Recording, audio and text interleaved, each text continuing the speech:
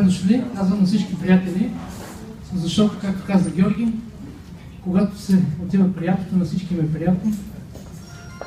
Затова смятам, че нашите души, които са решили по едно и също време да са тук, по някакъв начин имат приятелски отношения и приветствам и с добре дошли на това дълго очаквано появяване на Георги и Силвина, защото, както знаете, те отдавна не бяха идвали в Бургас. Да ги приветстваме, предлагам с това.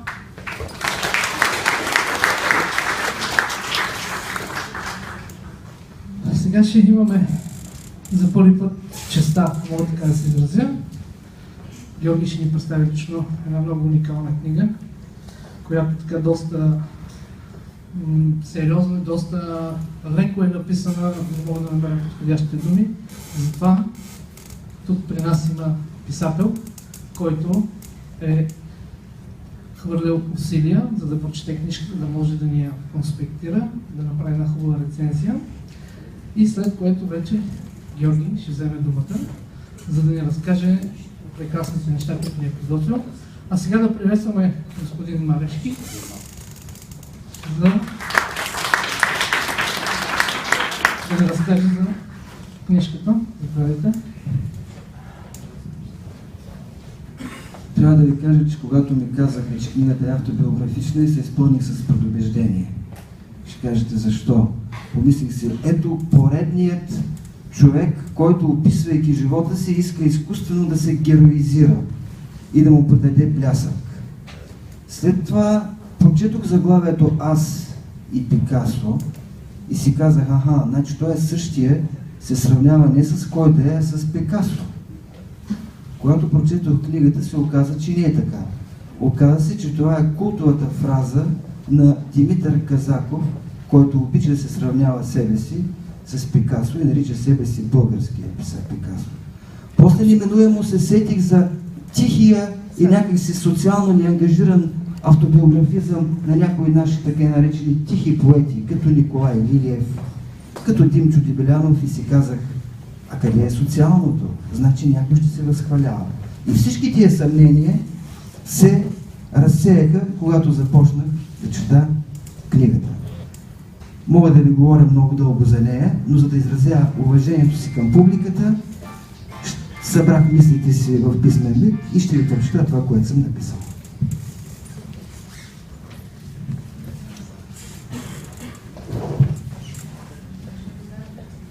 Да избереш да пишеш за себе си е форма на управление на собствения живот.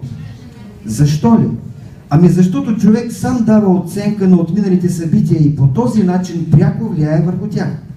Писателят, пишещ автобиографично, държи монопола върху собствения си живот, който е още по-силен поради това, че в литературата, това царство на стилове и тенденции, не е възможно никакво антимонополно законодателство. Писателят, пишещ автобиографично, се родее с адвоката, с художника на свободна практика, с безработния, принуден да лидерства, отпочвайки самостоятелен бизнес. В своето есе "Аз съм главният герой на живота си", Хорхе Букай пише: "Аз съм главният герой на живота си". Внимание! Главен герой, а не единствен. Ако бях единствен, филмът ми щеше да е прекалено скучен. Аз съм главният герой, режисьорът, човекът, от когото в крайна сметка зависи всичко, свързано с мен. Но все още не съм самодостатъчен и затова не мога да си изградя независим живот. Аз съм диригентът на този оркестър, макар да не мога да свиря на всички инструменти, но неумението ми съвсем не означава, че трябва да се откажа от диригентската палка. Край на цитата. Впрочем, малко е да се каже, че автобиографичните книги не са за подценяване.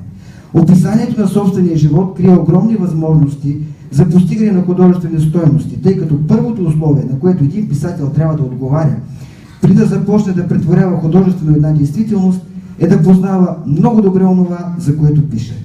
Дори съществува мнение, че писателят трябва да познава живота на героите си така, както познава своя собствен живот. В световната литературна история съществуват множество примери за перфектна литература, създадена на основата на автобиографичен материал. Такива са биографиите на Бранислав Нушич, Марк Твен, Чарли Чаплин, Ардманд Хамър и други. Всеизвестни са шедьоврите, които сътворяват Скот Фицджералд по спомени от това, което лично е преживял. Но дори и да не го е превърнал в свое основно художествено кредо, всеки писател рано или късно се докосва до автобиографичността. Имам предвид неизбежното доближаване до възрастта за равносметка, когато най-подходящата светлина за писане на автобиографични книги идва от житейския залез. Формален белег на автобиографизма е въвеждането на аз-героя, който в много случаи съвпада с разказвача. При това често повествованието в първо лице е художествен трик за постигане на правдивост на изложението, а самият факт, че авторите на чисто художествено-белетристично съдържание правят опит, чрез въвеждане на аз-героя, да се докоснат до стилистиката на автобиографизма, доказва неговата художествена виталност и литературна аксиоматичност. Истината обаче е, че всеки писател вгражда подсъзнателно в творчеството си своята биография, своя неповторим личен опит. Всъщност, всяка книга е автобиография в латентен вид, без значение дали авторът пише за себе си, за Римската империя или за оцеляването на човечеството при термоядрен апокалипсис. Книгата на Георги Изворски «Аз и Пикасо» не е автобиографична в истинския смисъл на думата. Неговият живот присъства до толкова, доколкото това е нужно на описанието на общата атмосфера и обстоятелствата, в които се движи неговият главен герой Димитър Казаков. Дори и в този случай обаче, тя е силно облъкната от интимната струя на автобиографизма, което й придава онзи въздействащ емоционален фон, върху който най-силно изпъква неговият основен обект на изображение. Биографизъм и автобиографизъм в книгата специфично се преплитат. Разказвачът разказва живота на друг човек, в случая на Димитър Казаков, от личната си позиция на негов съселянин и приятел, преживял и видял с очите си онова, което описва, а не изсмукал го от пръстите на този или онзи документ, на този или онзи съмнителен очевидец. Затова той пише като познавач на това, което пише. А това е първото и най-главното условие за успешност на една книга. Характеризирайки Димитър Казаков, авторът разказвач охарактеризира и самия себе си. Пред очите читателя се разправя една пълнокръвна и оригинална личност, става дума за Георги Изворски, сменила различни уж обикновени в кавички професии, а всъщност интелектуално до мозъка на костите. Това проличава основно от изложението на фактологията. Когато описва впечатлението си от изложбата на селските художници по журище, той ползва стил, присъщ на изкуствовед, преведен, разбира се, на популярния език на биографичната книга.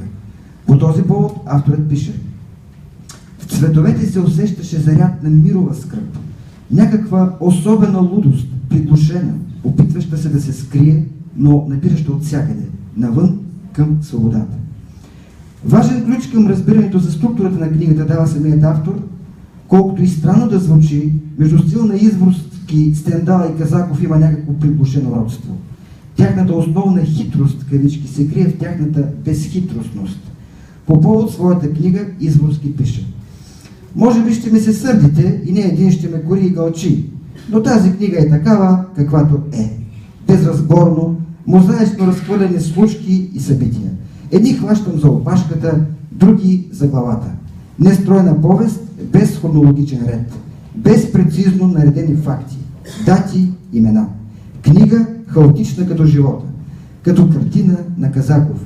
Пише я, както той рисуваше, без сам да знае какво точно ще излезе.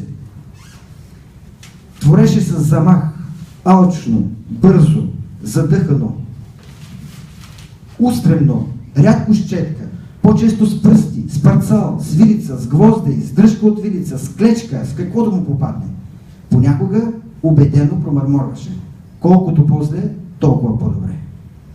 За тази привидна хаотичност обаче се крие идейно и художествено единство. Осъзнато или не, Изворски е създал литературно творение, което прилича на стройна фигура, проектирана върху пано и изработена от налепени върху него частици от различни материали. Да, частиците са разноцветни и с различни цветове, но формират единна и хармонична структура. На тази структура, както подобава на истинско литературно произведение, не липсват и конфликти. Особено ярък конфликт в книгата е разпрата между Казаков и Изворски по повод цветовете, употребени в техния първи общ стенопис. Както и трябва да се очаква, Нерон не приема критиката и се разфучава в свойствения си самонадеян стил. Обиден от забележката на чирака си Георги Изворски, той напуска обекта и оставя двамата си помощници Бончо и Гого, това е умолителното име на Георги Изворски, да работят без него. Използвайки свободата си, те нанасят върху старите мрачни и безвкусни цветове нови, по-ярки и по-приемливи за окото, такива, каквито ги е препоръчала възрастна жена. В крайна сметка обаче, случката завършва с хепи-енд, в който хумор и драматизъм се сливат в едно. Ти го побърка, бе, призна после Бохи. Босът го няма. Босът, това е самия Казаков. Как не те изгони, не знам. На другия ден започнахме рано по хлад. Шефът не се появи. Дойде чак при вечер. Видях го от скелето, където се трудих върху едно голямо платно. Казаков застана чак на шосето на около 30 метра от нас. Дълго наблюдава с изучаващ поглед обекта. Направих се, че не го виждам. Продължавах трудолюбиво да прекарвам черката. Той подвикна от подножието на скелето. Слез! Ела да видиш какво си направил. Свлякал се с доста неприятно чувство. Двамата отидохме до шосето. Стенописът беше крейнал. Той ме погледна и тръсна глава. Добре бе, магаре такова. Хубаво е. Бабичката беше права. Това изглежда му струваше неимоверни усилия, но го каза. Ти си бил истински талант, бе. Буклук такъв. Как го правиш? В тази привидно чисто биографична книга, на която сам авторът не дава висока оценка, всъщност се съдържат всички елементи на истинската белетристика, като речева характеристика, характеристика чрез постъпки и действия, физическо описание на герои, обстоятелства, експозиция, завръзка и развръзка в отделните модули на сюжета и други. В повествованието умело и естествено са включени определено комични пасажи, които са като истински златни гирлянди върху коледната лъха на сюжета. Ето какво постулира Бончо, приятел и помощник на автора в рисуването. Всеки понеделник крадеше Бончо със звучен глас на гид, сутрин от 10 до 12 часа и след обяд от 16 до 18 часа. Другарят Георги Изворски изнася лекции за простаците в художествен, исторически и творчески аспект. Точка. Такса зелено. За млади и хубави майки с деца до 16 годишна възраст безплатно. Хуморът в книгата взема важно място в системата от средства за художествено въздействие. Той е по-чудомировски реалистичен, но по-изворовски непосредствен и спонтанен, извиращ от самия живот. Рамо до рамо с умерената метафоричност, той споява в единна естетическа структура, привидно алогичната плетеница от случки, описания и образи, предавайки интригуващо звучение и жизнен колорит на най-фактологично ориентираните пасажи. Книгата започва с уравновесена и дълга експозиция от балзаковски тип, но тя не е толкова балзаковска, колкото изворовска, защото представлява една мини-краеведска книга, вградена в началото на голямата книга за Димитър Казаков. Дори и мястото е необичайно, вътре в самата биография на Казаков. Ето какво пише авторът по този повод. В началото се налага, за повече спретнатост, да опиша мястото и атмосферата, в които живеехме и които завари художникът при преселването си в Божурище. Та нали околният свят се отразява на човека и нещата в него са странно обвързани и взаимозависими. Ще спомена няколко думи за този свят, а покрай него и за себе си. Срещата с Казаков се възприема като очаквано и щателно подготвено от експозицията събитие. Заглавието Аз и Пикасо ясно предизвестява каква ще е темата на творбата и затова е част от самата нея. Читателят, очаквайки първите проявления на тази тема, чете експозицията търпеливо и с интерес. За него тя е просто любопитна част от белетристичния протокол. Но трябва да се признае, че описанието на село Божурище би било изненада за много читатели. Защото то не е нито Беверли Хилс, нито Бояна, а се оказва, че в интелектуално отношение стои много високо и от най-смелите предположения. Авторът акуратно обяснява причината за това. Невъзможността да получи софийско жителство понуждава много наши видни интелектуалци в началото да се заселват там. Впоследствие, когато вече се разраства като самостоятелно културно средище, мотивите за заселване тук стават други. Особената авиационна в кавички атмосфера някак естествено се вплита в културната атмосфера на селището. Става част от неговата духовна аура. В него винаги е имало полети и в прекия и в преносния смисъл на думата. Полетите на духа и полетите на самолетите са били част от детството и на разказвача. Той описва с много носталгия нощите, през които интелектуалци от всякакъв вид са осънвали в скромната му къща, нищещи културни, философски и какви ли не още проблеми. За масовия читател този духовен кипеж божурище е напълно непонятен и с това книгата дава своята лепта в изпълнението на основната мисия на една книга, черпеща своите сокове от биографизма и автобиографизма – да дава познание. По това познание не само географско и историческо, а и познание за дълбочината на процесите, които са зрели в родното село на автора-разказвач. Затова книгата придобива характеристиките на оригинален духовен пътеводител. Географията и историята тук са само повод за по-вгладен повод към описаните материални обстоятелства и събития. Разказвачът също участва в тях и с това придава атмосфера на автентичност, която е задължителна не само за биографичната литература, но и за литературата въобще. Без да се подценява, авторът избягва да героизира себе си. Да, той е там, той присъства, но говори с по-голяма топлота за селото и хората, които го населяват, отколкото за себе си. Вече установихме, че експозицията е вид мини-краеведска книга, плетена вътре в книгата и представляваща неразривна част от нея. Но това, което отличава от други краеведски битоописания, е това, че нейният сюжет е вплетен с отделни елементи в цялата книга и непрекъснато се развива.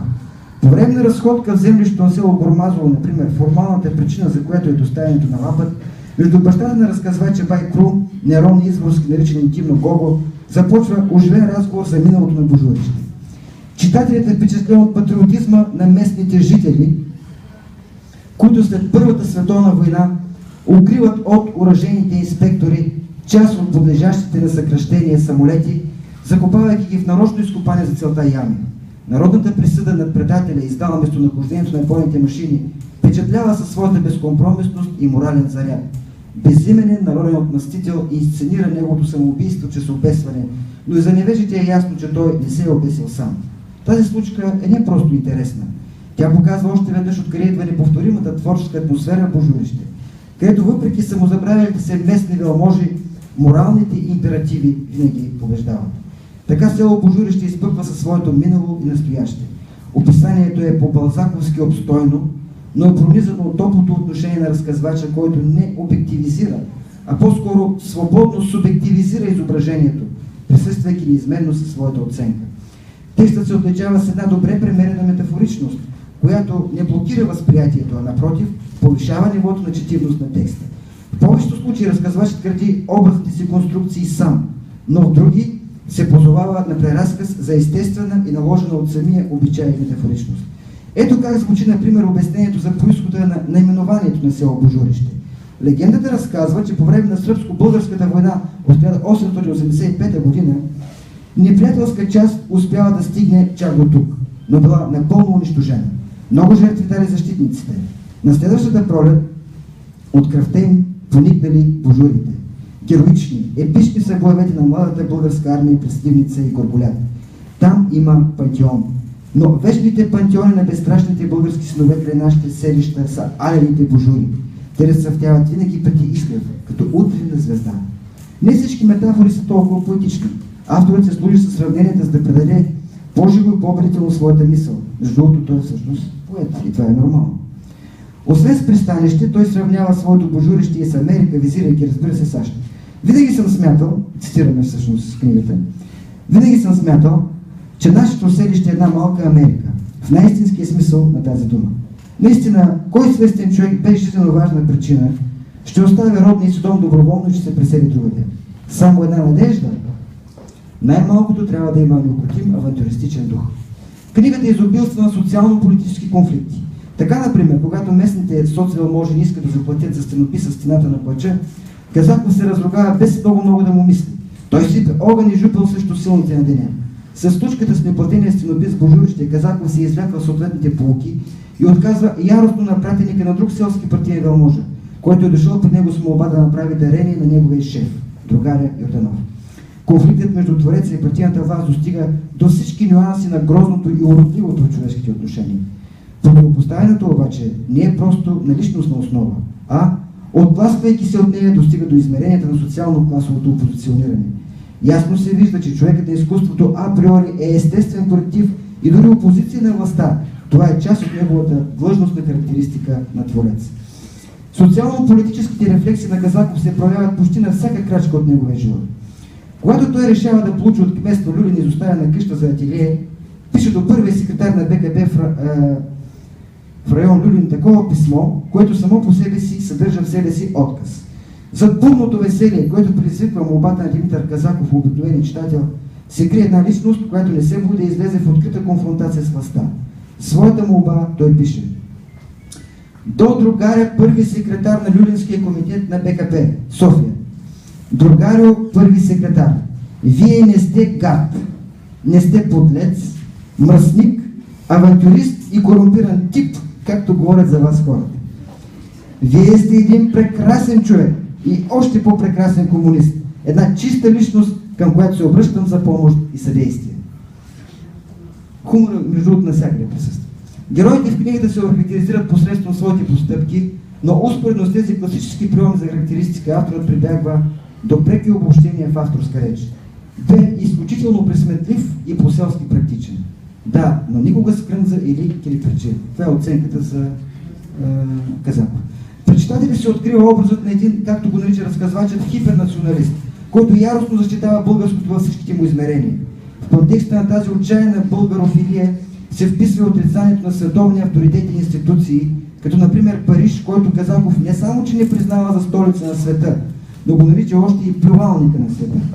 Смущаващото твърдение става в разговор с лелята на разказвача, преживява в Париж по-голямата част от живота си. Димитър Казаков е описан като неуморен експериментатор, който винаги е нащрек спрямо многобройните епигони и плагиати, които го следват плътно подирите му. Пред читателските очи се разправя фигурата на самоуверения поучител, който непрекъснато дава уроци по изкуство. Формално тези поучения са насочени към неговите помощници Гого и Бончо, но действително са адресирани към цялата читателска аудитория. Особено полезни са те за читателите творци и затова не е случайно, че под заглавието на книгата Аз и Пикасо е наръчник на твореца. Става дума за твореца изобщо, а не единствено за твореца художник, защото творчеството се подчинява на универсални закони и характеристики. Впечатлява неговият трактат за поезията, изнесен спонтанно в курорта Момин проход пред лечеващия поет Изворски. Ти нямаш ли мъжка поезия, бе? Повиши глас той. Беше сила ръката си в обрук и ми я пъкаше под носа. Напиши нещо, с което да шашнеш тълпата, да замаеш главите на буклуците и да е без рима, без препинателен знак. Поетът трябва да е свободен, без рамка, лъч от вселената, пробол главите на аборигените и без братии. Това са думи на Казаков. Особено ярък епизод от книгата е случаят, при който Нерон, това е прякора на Димитър Казаков, отказва да подаде две картини на търговеца от Югославия, само защото не може да му заплати в долари, а само в марки. Югославянът е изумен, разказвачът също, но аргументите на Казаков са повече от убедителни. Това, дето направих, го шашна. Сега, като се отиде, ще го кажа на още 10-100 хиляди буклука. Така идва индивидуалната слава. А щом дойде тя, ще дойдат и парите. Все от 1000 познавачи на изкуството, 10 ще се запитат, защо Нерон не е подал картина за марки, а искал долари и какъв аджеба е той творец. И ще каснат тука. Тогава аз ще кажа, искате картина от българския Пикасо? Добре, господа, $5000 парчето, това е. И ще платят. Ще платят и за той, ето си отиде. И за още 10-100 такива мухлевци. Можеш да подариш, но не продавай ефтино. Никога. Особена симбиоза между патриотизъм, технология на успеха в изкуството и самоувереност представлява отговора, който дава Казаков на дъщеря си по повод нейното желание да получи от него $10,000 да учи в Италия, където според нея тя по-добре щяла да рекламира картините му. На мен не казвам, реклама не ми трябва. Върви и се създай сама. Пари няма да ти дам. И тук може да се работи. Кадърният си е кадърен. Може да се прочуе и от най-забутаното село. Буклукът си е буклук. Ако ще в Париж и Нью-Йорк да отиде, пак ще си остане буклук. До края. Сред най-запомнящите си наставления на Нерон взема особено място неговия съвет да се рисува не с мозък, а със сърце, защото сърцето никога не греши.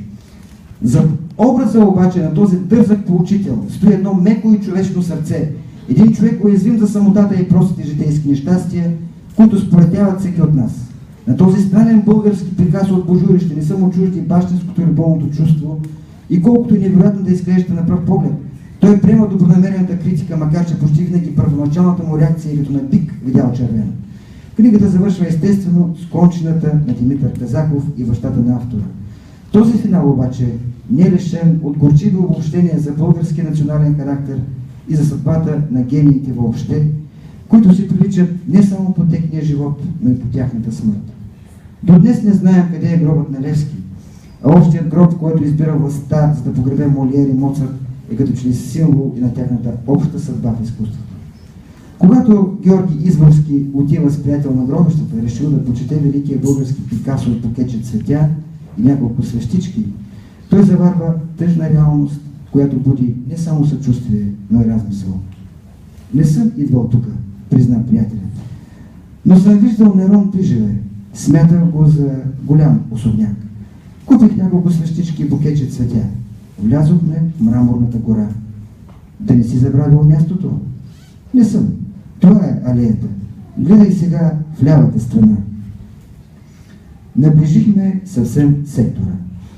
Приятелят ми се втурна към един добре поддържан, висок, светломраморен паметник, обвит с нейлон през зимата, който се извишаваше цял метър над околните. Засилих се и аз след него. Повдигна нейлона и разочаровано установи. Не е този. След 5 крачки го видяхме. Очаквах нещо такова, но пак не повярвах на очите си. Знаменитият Нерон. Българският Пикасо. Художникът. Скулпторът. Поетът. Музикантът. Неподражаемият творец. Верният приятел и добър човек лежеше кротко под голата черна пръст. Без следа от паметник, мраморна плоча, дори камък. Дървеният кръст бе изгнил. Името едва се разчиташе. На моя приятел му спря дъхът. Ако не бях видял с очите си, нямаше да повярвам. И великият Нерон да лежи тук. Така! Гениите не се нуждаят от гроб. Нещо ме задуши. Очите ми се увлажниха. Никой велик мъж не е бил припознат от своите и във времето си. Никой! Но всяка от картините му е негова паметна плоча. Хората ги гледат и ще ги гледат. Тръгнахме си. Януарският мрак падаше. Лилав и тих.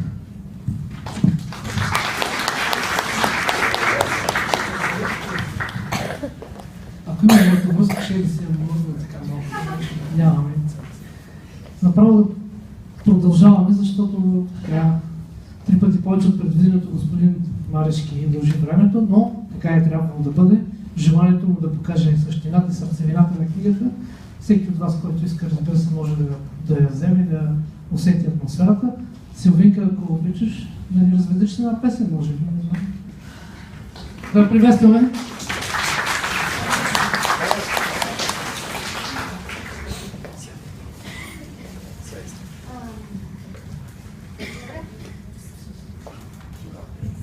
Приятели, здравейте от мене.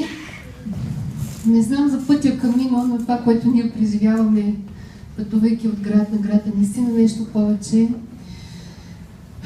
И наистина едно пътешествие на духа, което не само даваме и споделяме истините, до които не само чрез книгата, но и беседите, които изнася Георги, които след малко ще има, но и много получаваме, много опитности, много знания, много прозрения, защото когато човек излезне от ежедневното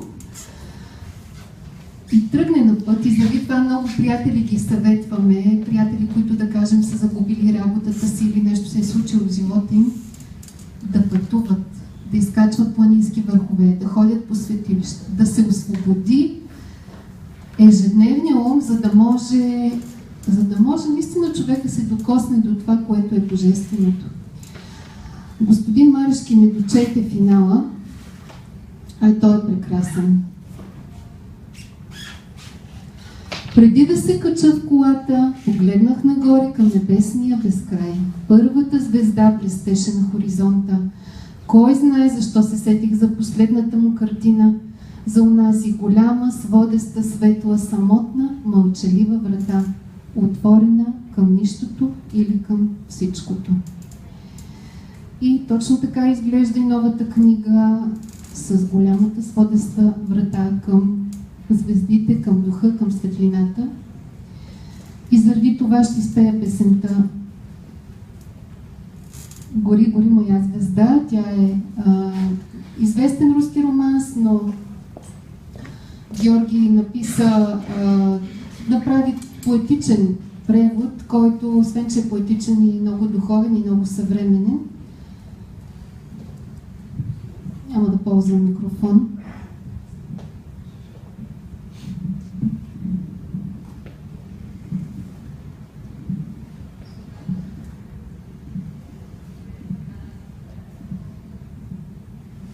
Гори, гори, моя звезда, звезда любов, звездица клетва, засети, звезда заветна, звезда живот, звезда съдба, за мен си ти, звезда заветна, звезда живот, звезда съдба, звезда любов, звезда заветна, звезда живот, звезда съдба, те светиш вечно, неизменно в търсещата ми душа. Ти светиш вечно, неизменно в търсещата ми душа. Животът мой ти озари, слъчистата си светлина. Гасна ли над моя мир, гори сияй, моя звезда. Угасна ли над моя мир, гори сияй, моя звезда.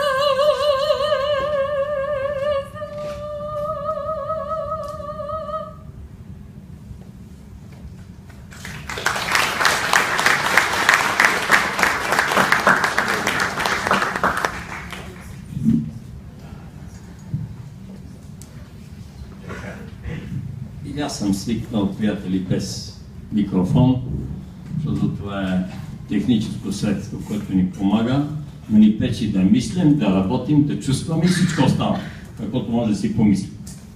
Така, разчувстваха ме и Силвина, и Станислав. И съм им благодарен. Какво да ви кажа?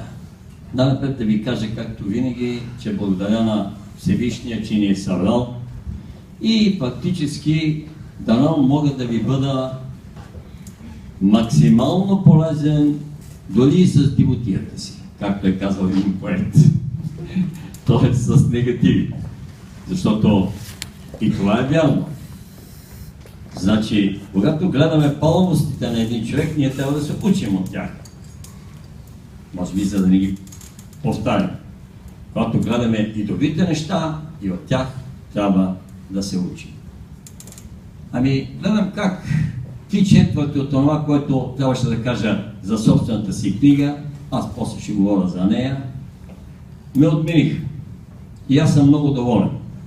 И заради това мисля на любимия си град Бургас да направя един подарък. Какъв е той? Ами, ненормален. Никъде няма да чуете, никъде няма да прочетете, никъде няма и да се досетят някой за това, което ще кажа сега. Даже дълго мислех, дали да го казвам. Ама реших да ви го кажа. Защото тук нито един случайен човек няма.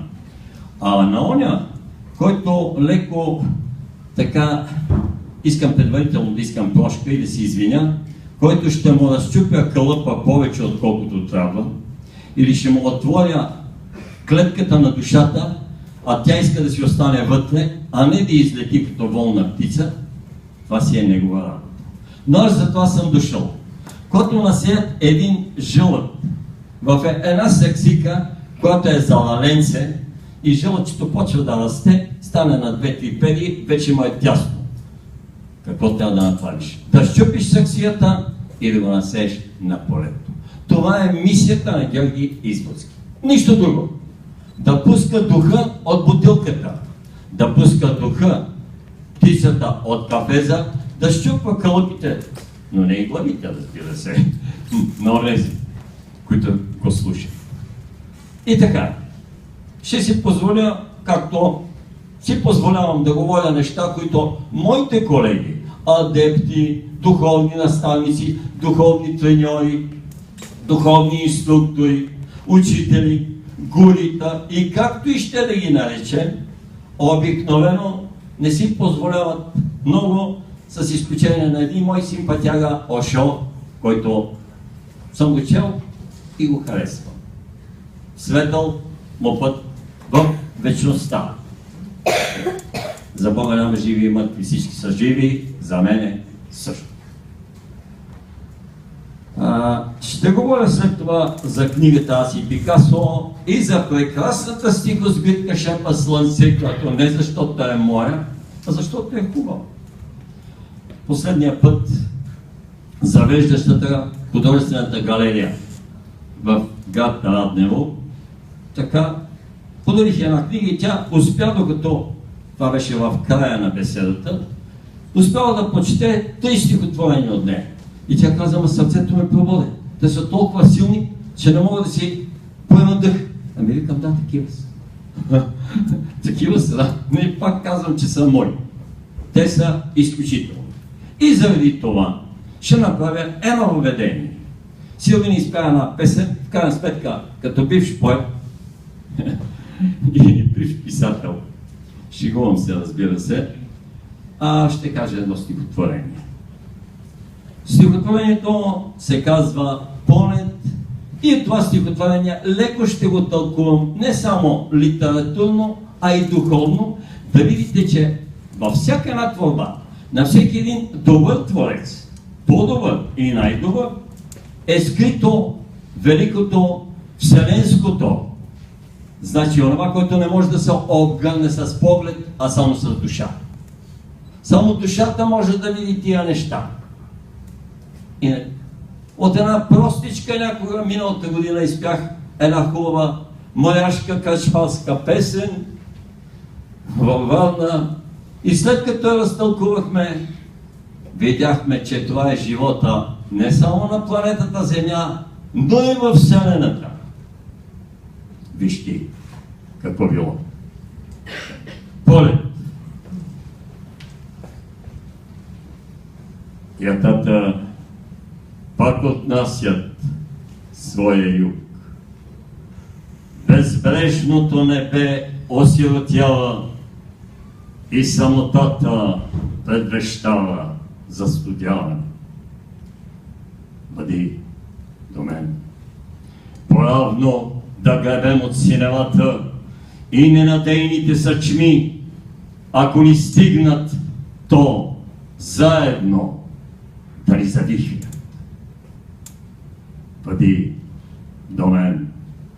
Отвъд само се стича слънцето. Бъди до мен. Тежат крилата ми от полети предишни. Ще дойде оня миг на свечеряване и няма повече да различим загубените си в безкрая сенки. Но полетът сега е само важен. Над хълмове от завист зеленясали, над пясъци от скука побелели, над търсещи дола и пропасти предателски, над погледи пресъхнали, щастливи, единствено по чуждите пристанища. Пади до мен. Ако усетиш, че за душата ти посоката е тежка, подпри се на крилото ми.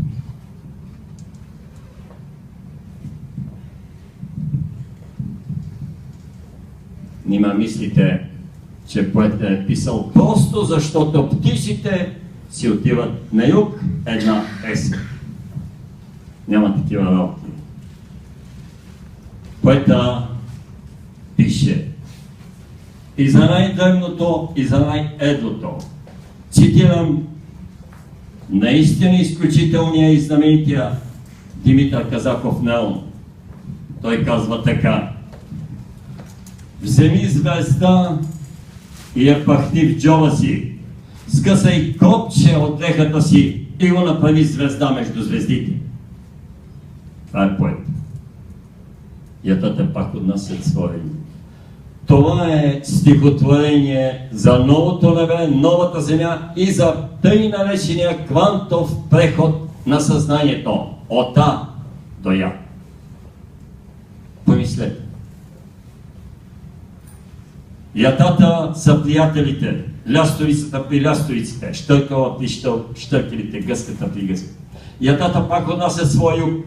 Летим, преминаваме, няма къде да ходим.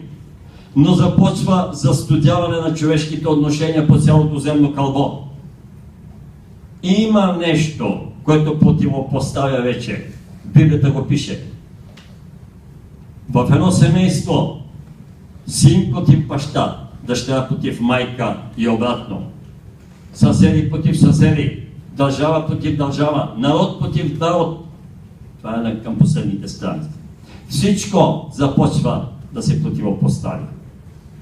Но ние, приятелите, сме в ятото и летим. Ако ни се случи нещо, да ни се случи заедно, бъди до мен, дали е любимата, дали е съпругата, дали е приятеля, дали е сина, дали е дъщерята, дали е комшията. Всички трябва да разберем, че сме едно цяло. Слънцето е слънце, само се стича, но то е звезда. То вече е станало светия, станало е божество. Отвъд само се стича слънце. Тежат крилата ни от полети предишни, но този полет е най-важният. Полет на съзнанието. Защо? Къде отиваме? Кое е новото небе и новата земя? Епохата и ерата на любовта, на приятелството, на братството, на всичко, което е прекрасно, ние навлизаме там. И няма къде и как да избягаме, ако не се изменим по насока на доброто и на добродетелите. С пороци там не може да се влезе. Първият порок е егоизма. Абсурд да си егоист и да влезеш. Абсурд да си алчен, завистлив, злобен, гневлив, похотлив, мързелив, чревоугодник. Няма влизане, няма минаване. Все още светлата сила над нас ни бута. И ето, над хълмове от зави зеленясели. Кои са те?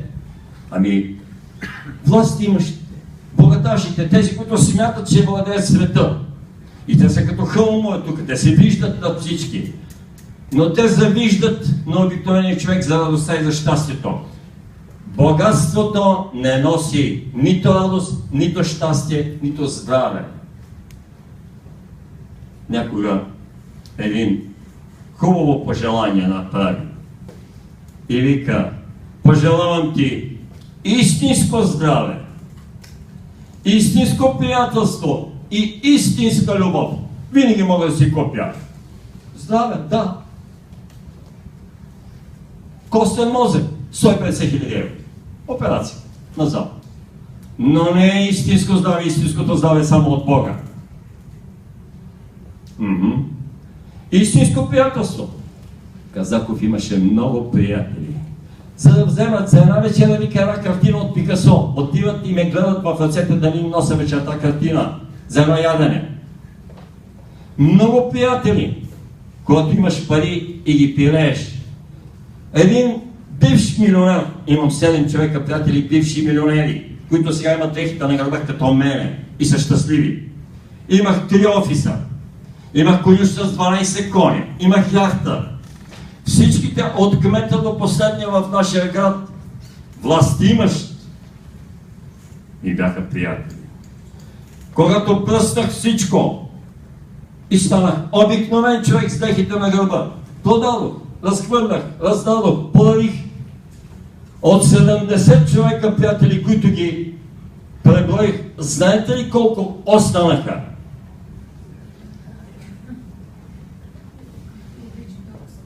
Които ми говореха мили думи, ласкави неща. 67 лицемера и само 3 истински. Не са приказки от 1001 нощ, аз обикновено говоря истински неща, затова хората идват да ме слушат. Аз не си ги избухвам от пръстите, колкото и да искам да бъда Шехерезада. И заради това, когато писах тая книга, един скоро ме попита на едно представяне. Георги, това всичкото истина ли? Да, стремял съм се да бъда най-близо до истината. Ако не 100%, 95, 97, 98, без да се жаля нито аз, нито Нерон. Но Нерон каза, като си замина, пишете за мене каквото искате. И баща ми каза, виж какво, най-добре аз ще да напиша, защото той беше най-напред приятел на баща ми и на нашето семейство и на мен, разбира се. Но това ти е работата на тебе. Ти си писател, поет, журналист, учител, нам какви си. Вземи и напиши нещо. Сега ще ви кажа интересни, но разбира се по-кратко ще бъде това, което казвам. Днеска е петък от светлата седмица. Миналата седмица беше страстната седмица, мина Великия ден с Възкресението. Какво показва Възкресението на Исус като човек и на Христовия дух? Ами показва началото на епохата на любовта, на ерата на любовта и на всичко, което е хубаво, вървейки към рая. Христос дойде да изпълни тази мисия. Това беше абсолютна програма, абсолютен сценарий на Господа Бога. Слава Тебе, Господи! Да. Не, че това трябваше да се случи. И знаете ли, че до най-малката подробност всичко е разработено и е Божията воля. Единственият избор, който имам аз, сега да пия едно кафе, късо, нормално или дълго, или да пия чайче, или най-обикновена минерална вода. Това ми е разрешено на мене, а и на всички вас. Вие мислите, че имате свободна воля. Боже, колко пъти съм го казвал, сигурно 100 пъти човек има свободен избор, ама древен. Но свободна воля не. И го казвам отговорно и се разписвам. 1000%. Искам този човек, който е посветен и е нарадно с мене да дойде и да ми опонира. Защото всеки един тук може да го каже. Това не е вярно. И аз ще се съглася с него. Да, ти имаш това мнение, аз имам това. На един уважаващ себе си на теб е забранено две неща. Да говори за себе си, какво те, и да спори. Да, аз говоря за себе си, ама непрекъснато се хваля. И когато не цитирам себе си, цитирам оня, който стои срещу мене, и когато го гледам, че колко е лицемерен, иска да си издигне. Значи има абсолютно голяма его, но той го прикрива, меко, кротко говори, множествено число. И аз викам, знаеш ли, приятелю, пие ми си с тебе кафето, ама не ти, аз живея на улица лицемер номер 1. Дано се сети и обикновено при 90% и ми светва. Продължаваме с празниците. Празниците, които са направени, всичко това е символ, както и Библията е символ, макар че много случки са се случили и на физическо ниво. Това е така. И смело мога да кажа, че всички, които са присъствали като духове, тогава, по времето на Пилат и събитията в Иерусалим, са сега преводени тук. Но когато им се светне, т.е. като им се открие онова, което разбира се е запечатано, сега за повечето ще разберат много неща. Започвам малко по-отдалече. Преди 2000 години съзнанието наистина е било много ниско и човек по-трудно ще се сети, но целенасочено е промивано на цялото човечество съзнанието. А Исус тогава е казал на апостолите си, разбира се, на всички е казал да обичаме ближния си, като себе си. На апостолите е казал ангелската максима, която е да обичаме враговете си. И тя се е разпространила. Но не е казал третото, божествената максима, да обичаме предателите си. Защото ние не знаем защо ни предават, но посветените знаят. Защото това е за урок и това е от обич. О, как може? Да, аз го казвам. И мога да ви кажа не десетки, стотици, притчи и примери. Само близък човек може да те предаде. Най-близкият, защото ти познава кърпите зъби. Не може врагът ти, от когото се пазиш, да дойде да те предаде. Още говоря и искам да реабилитирам някого. Предателите. И най-вече оня, за когото ни е наливано в главата. Поставете се вие на мястото на един от апостолите, който и да е, след като гледате, че Исус е чудотворец, че може да чете мислите, разбира всичко и ще се остави някой да го предаде. А той няма да знае. Това най-малкото е смешно, несериозно и детинщина.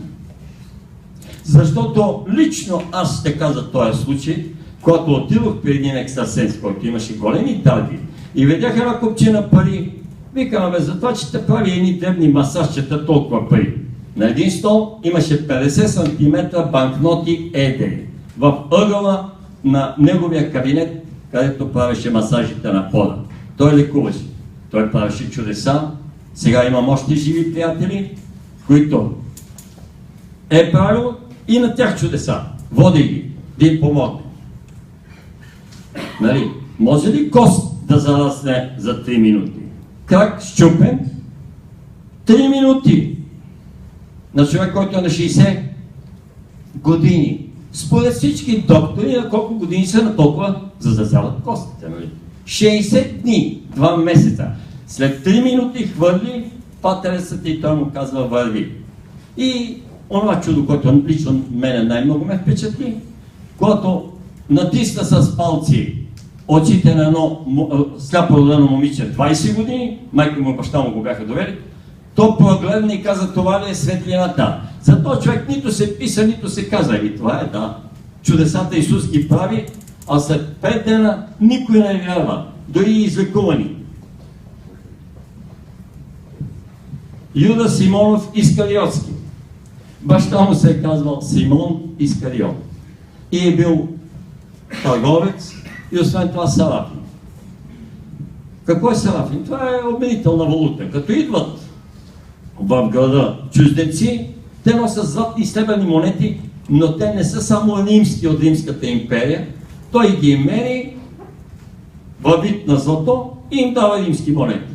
Затова е откупил правото и имал това да прави. Юда е бил един от 4 апостоли, който е бил грамотен. Юда.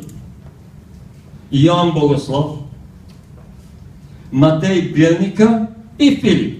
Останали са си били рибари и селяни. Те не са познавали букви. После, когато им идват дарбите, могат да пишат, да четат и да говорят Словото Божие. Ми четете Библията. Един свещеник един път ми изпитваше. Той не знае кой съм. Да, с голяма брада и коса. И мисли, той не знаеше, че 1000 дни всеки ден съм чел Новия Завет. Поне по 10, 20, 50 страници от него и съм го тълкувал. 1000 дни. Не се шегувам. Пак казвам, колко църкви съм посетил, колко свещи съм запалил, като дете, колко на колко попове съм целувал ръката и колко изповеди имам. Майка ми и баба ми бяха много религиозни, но сега защо? Аз съм храма, аз съм църквата, душата. У мене е дяда поп, не я слушам, нали? Запалена свещ, всичко си е точно. Не, че не ходи, пак ходи.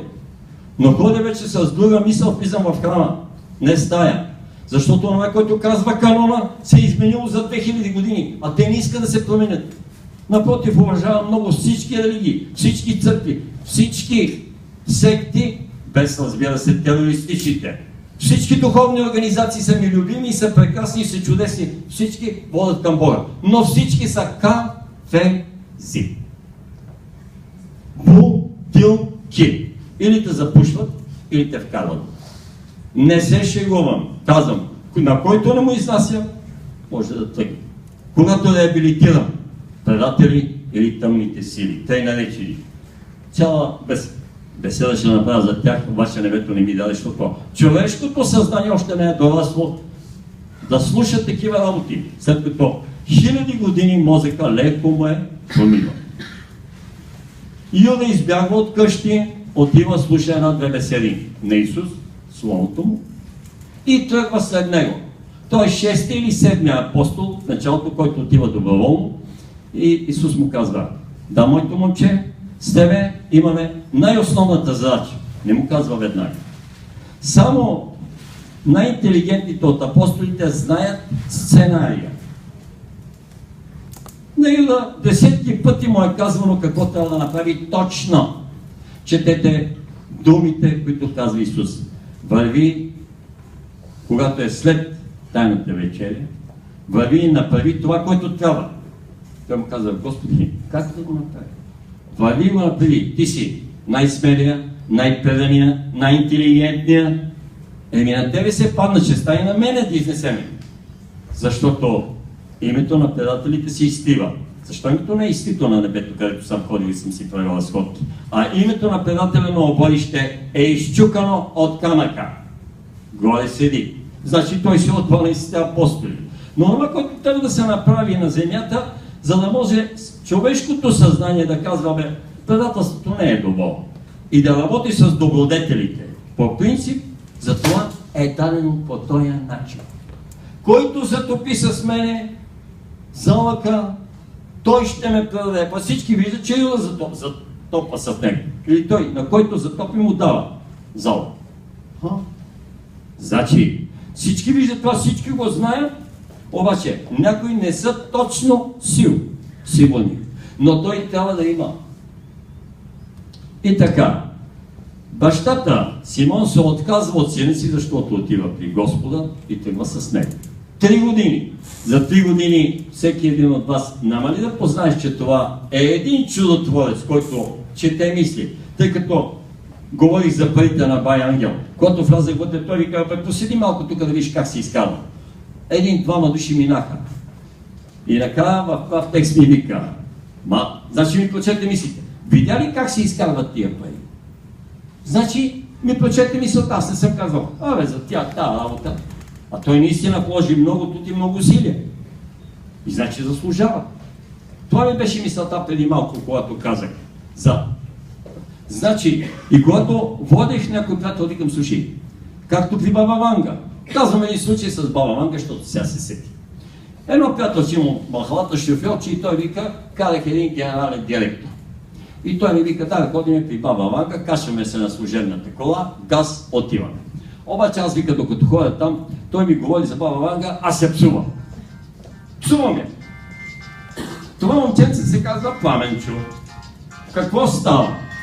Вика, отиваме, той се обадил предварително, защото е голем шеф. Той има голема опашка. Пред къщицата на баба Ванга.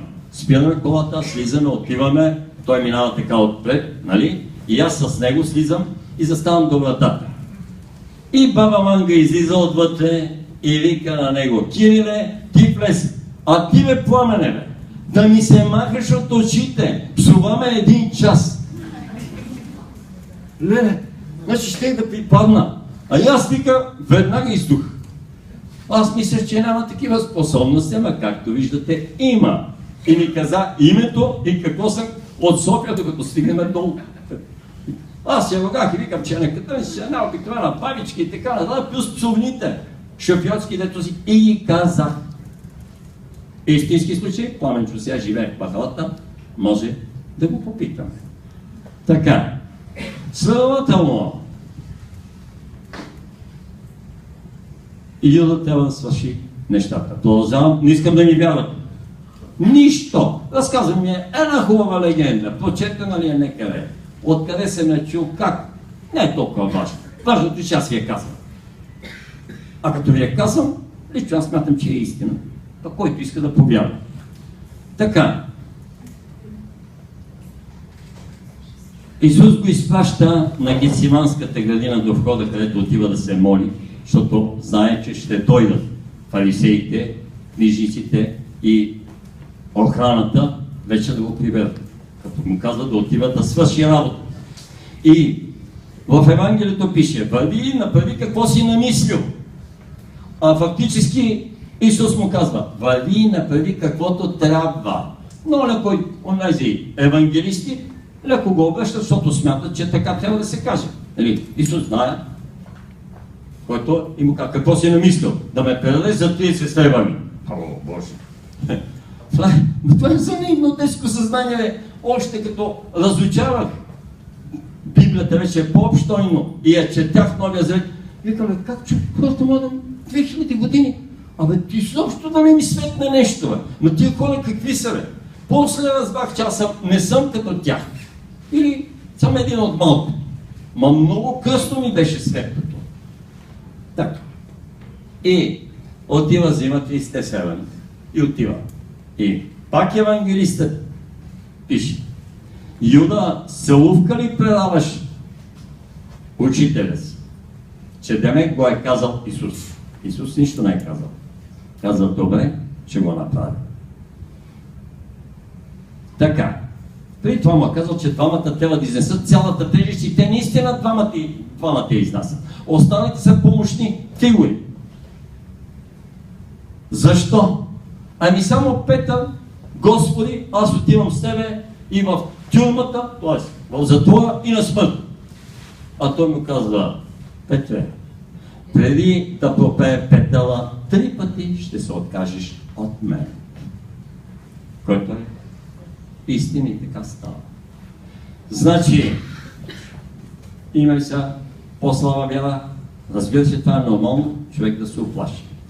В Библията пише, продължава да пише така.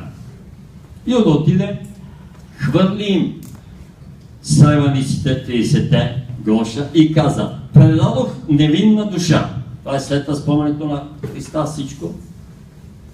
И отиде и се обеси на едно дърво. В една градина.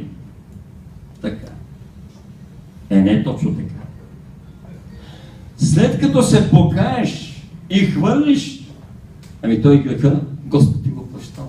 Ти се покаял от сърце и кажеш, аз предадох невинна кръв, невинна душа.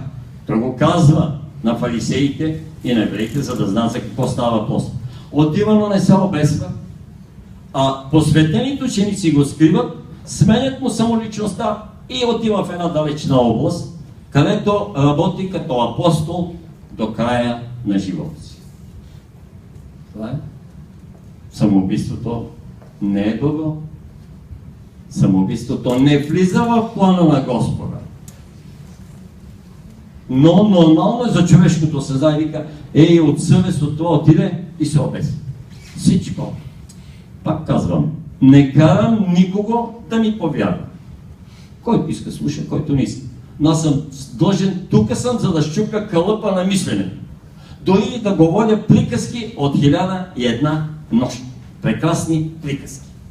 Затова съм тук, не за нещо друго. Така. Това може да го приемете за легенда, за притча, но ако започна да ви разказвам наистина истински неща, които вече излизат за България и за света, не защото съм бълни, не защото съм се родил тук, Всички сме граждани на Вселената и всички сме едно цяло. По принцип, защото България е определена и е духовен център на света. И тук е концентрирано всичко. Духа.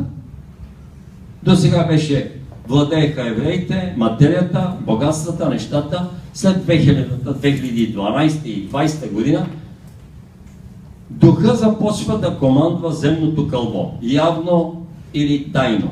Съзнателно или несъзнателно. Но българските духовни хора ще командват света. Ето аз го казвам. И няма да е чудно. Защото на възлови постове ще има български души. Така.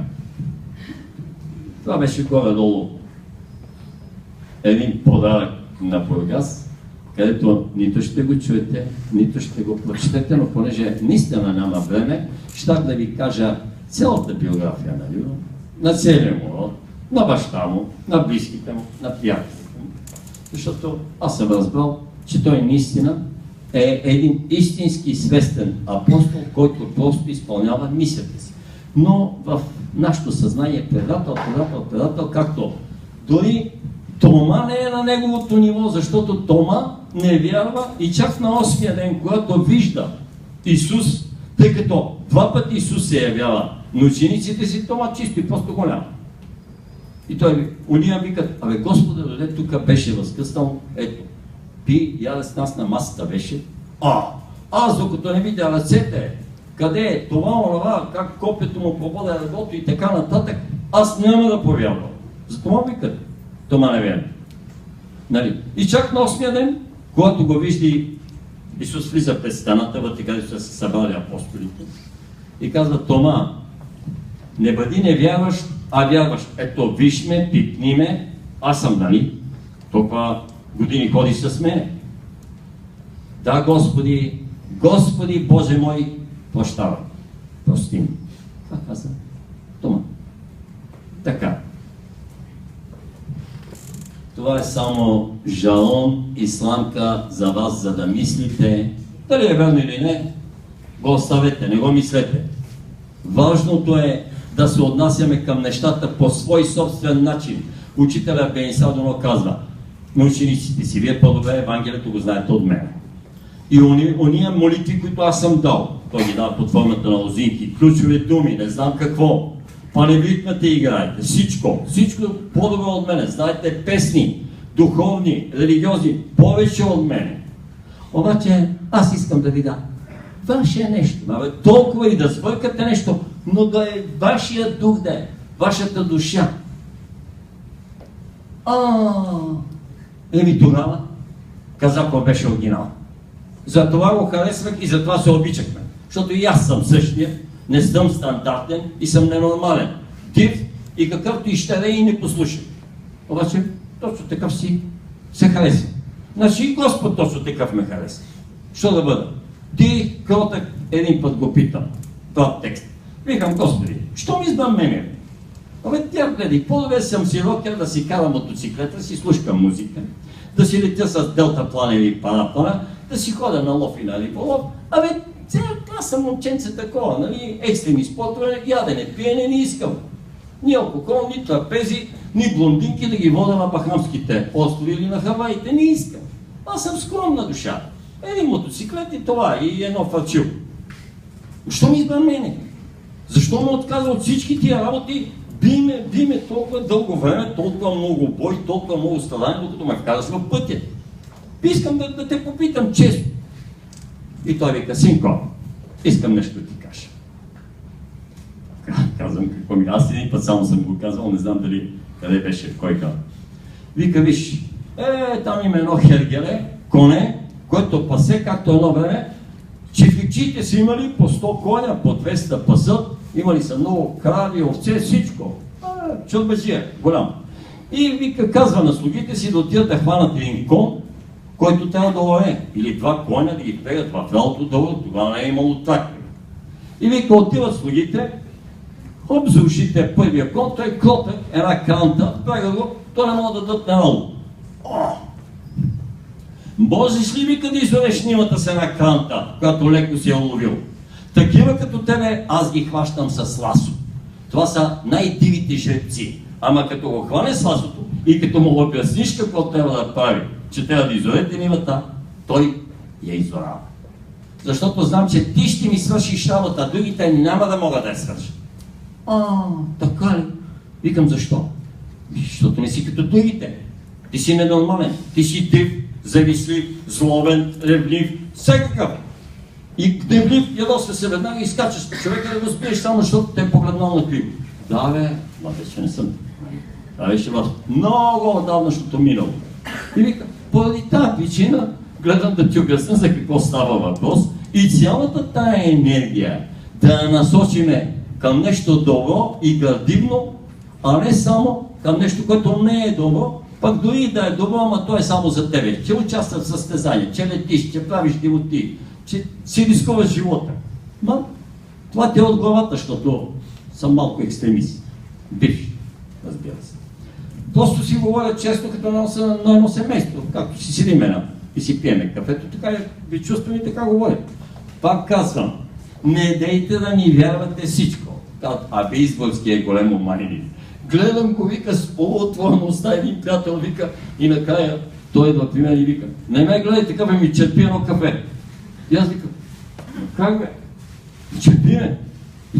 И аз викам, веднага го черпи едно кафе. Вместо да се опъна, вместо да кажа, ти нещо ме хипнотизираш, това, що вика да ти плащам кафето. Разбира се, шегувам се и това съм го правил с приятелите. Така.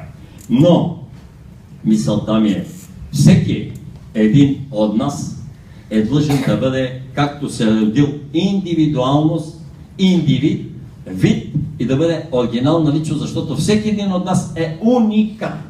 Един с един няма.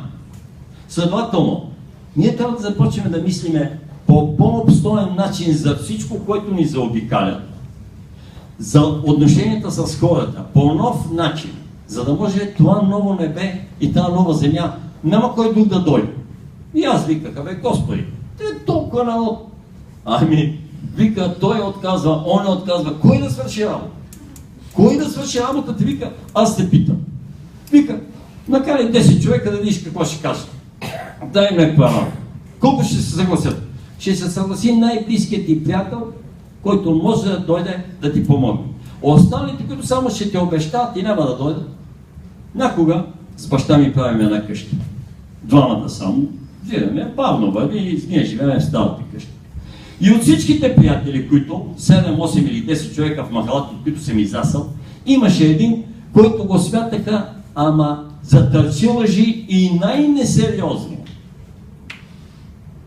Беше събота и идва един вагон тухли, който трябва да го разтовариме до сутринта, той е пак при вечер късно, хиляди. Трябва и с един камион и да ги закараме до вкъщи, да освободиме, защото настойката беше 2 мои заплати. Ако остави още 24 часа вагона да седи там на лампата на линията, трябва да го освободим. От всички дето обещаха, приятели, тия 10, аз на всеки се обадих да дойде, само най-несериозният дойде. И работи с баща ми, аз и той, за една нощ до сутринта. Скапали се от комода и разбира се шофьора, а той подкачи малко тук ли пак ходи да спи в кабина. Цяла нощ, докато стовариме вагона. Тогава разбрах колко спъва приятелството и на кого можеш да разчиташ. Исус казва, по делата им ще ги познаем. Само по делата. А не с големите уста. Аз имам голям уста. Не съм виждал до сега човек, един политик ми каза, ти си по-голем манипулатор от мен, който може да ме надговори, защото иска да яде смешката. Аз обаче си мълча от милостива гледна точка. Ами иначе го чета като отворена книга и веднага може да му сложа похлопак, ама в момента ти секунди са много. Но значи аз съм великодушен, ето хваля се, да, великодушен съм, благороден съм, благоразумен съм. Защо да му затварям капака? Нека си говори човек. И това го открих още отдавна, когато като бях в отбор, независимо какво, не исках да спечеля състезанието и моя отбор. И те, всичките от моя отбор, заради тебе, нека дълнак такъв, смотеняк, просто так, може ли бе? да не вземеме купа, да не вземеме медал. А мене ми беше удоволствие, като гледам другите по-слабичките отбори, по-некадърните, по-далечните, те дошли от тоня край на България, кое е републиканско състезание или оплъжено или не знам какво си, как светят от радост и от щастие. За мен това е детска игра да спечеля, детска игра, защото съм се родил примерно шампион. И по лека атлетика. И бях капитан на отбора по спортна стълба. А и по въздушните спортове. Не съм искал да спечеля. Да участваш и да гледаш щастието в очите на другите. Тогава открих, че като се дръпнеш назад, Господ почва да ти дава бонуси на тебе, защото си направил много благородно дело. А не на всяка цена през трупове да минеш.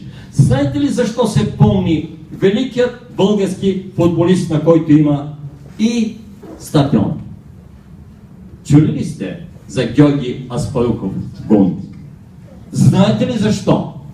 Защото беше толкова чист, толкова свесен човек, не като останалите спортисти, през трупове ще минат само и само да стигнат до победата. Ами, играем в Англия за световно първенство.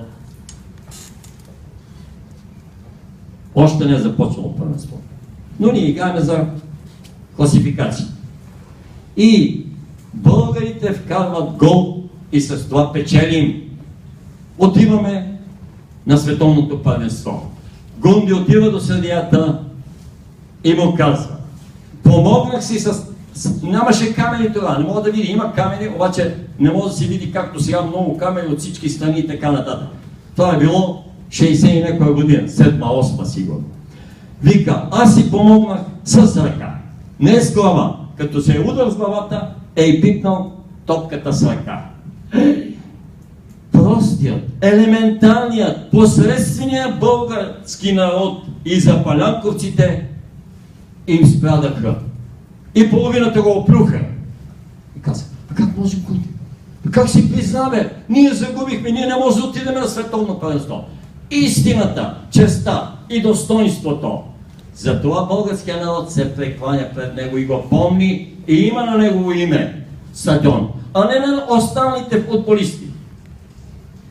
Защо няма на Марадона? Защото прави далавери и с наркотици. Замесени с наркотици. За какво са ми, като не си знае пари? Не само пари.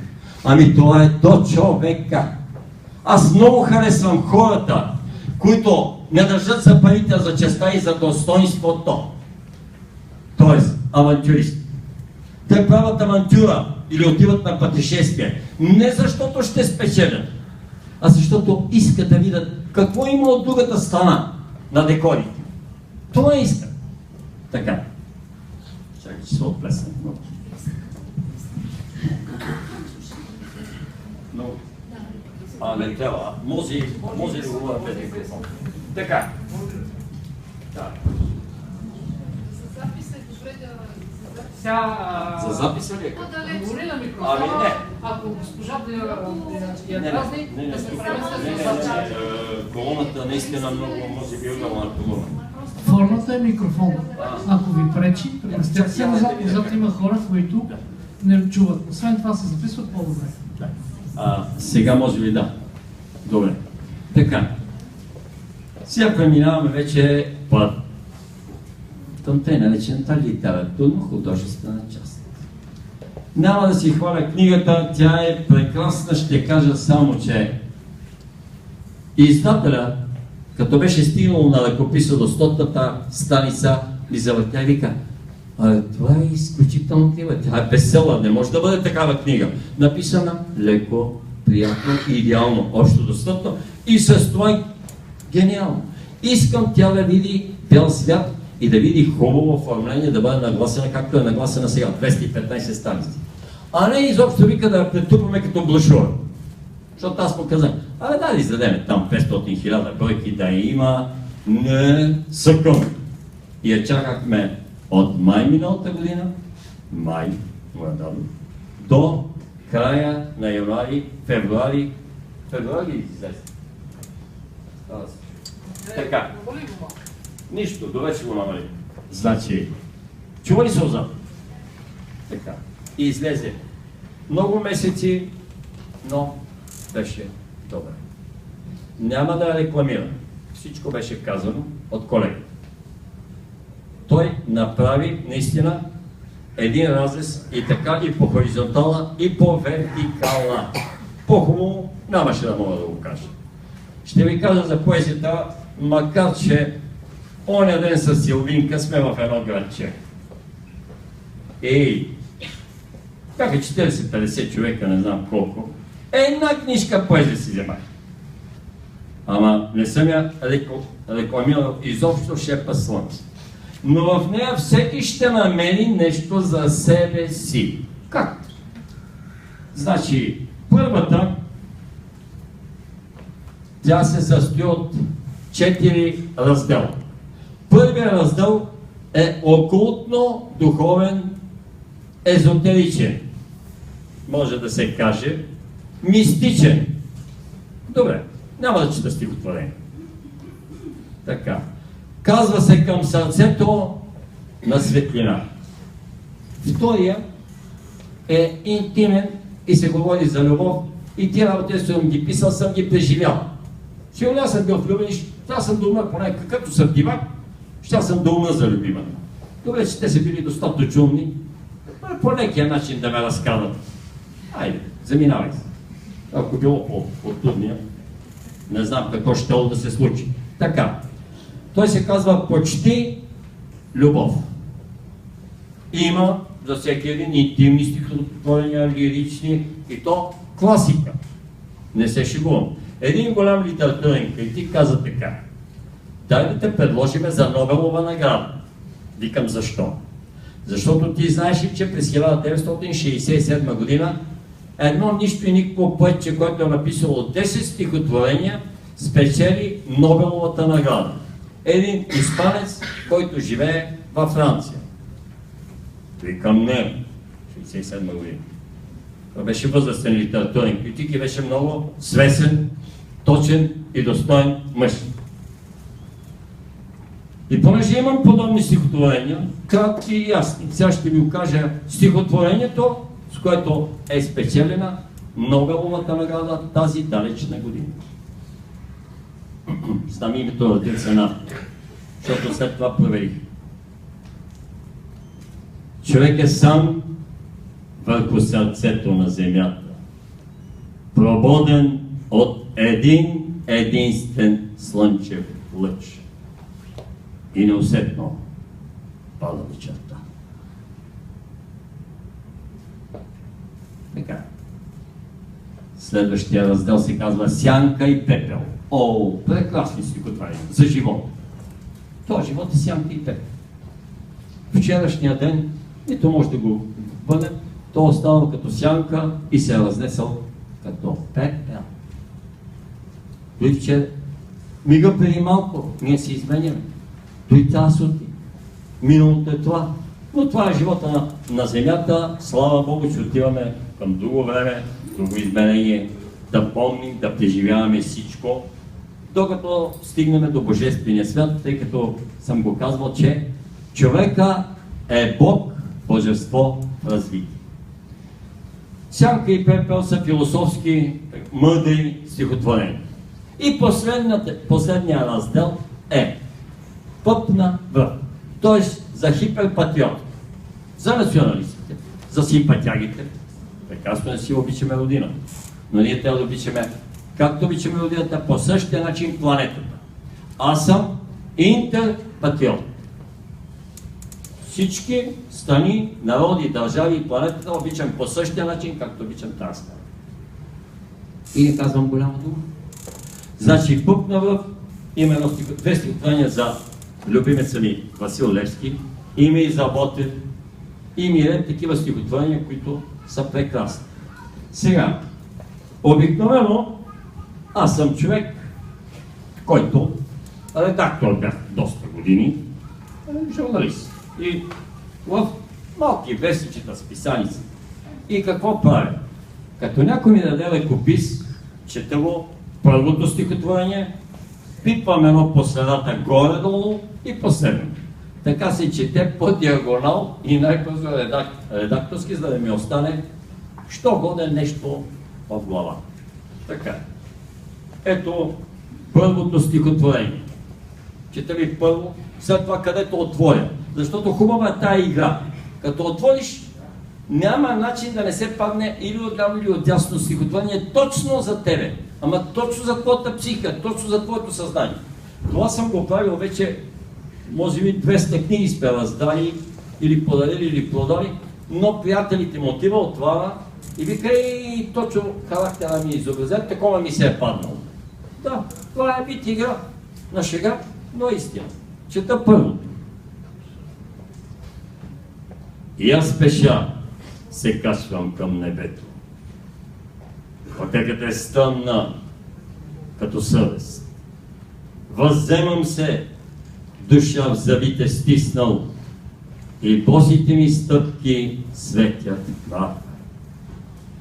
Олекна рамисата ми. Изхвърлих вече всичко. Остана само тишина и обич. Обръщам по средата някъде и ето, че попадам на стихотворението, което е в любовната сфера, дивият гол. Да. Има нещо общо с прекрасния бургаски поет, с когото бяхме приятели. Той е доста по-възрастен от мене и вече напусна този свят и отиде, разбира се, в вечността. Христо Фотев, който много го харесах и много от неговите стихотворения ги знаех, защото бяха изключително човешки и той беше един, ама толкова земен, толкова свесен, толкова приятел и такова мъжко момче. Така, дивият гълъб. Дали си спомняш гълъба, любима, за онзи, който хванахме с корито като деца на вашия таван? Затворихме го в мрежесто съндъче. С водица прясна и звънца от врани, но той в водата бясно се замята. Като киш, кълцето му плющеше, гърдите му кървяха от копнеж. Отрязахме крилата му набързо и върху керемидите го пусна. По огнения покрив в бяг се втурна. Въртяха се в очите му антени и планини, далечни като щастие. Небето като песен се разстилаше и мартенските облаци цъфтяха. Той стигна до спасителната стяха и без да види обедното слънце се хвърли в изумрудената бездна. Защо, любима? Помня този дълг. И разбира се, чета последното.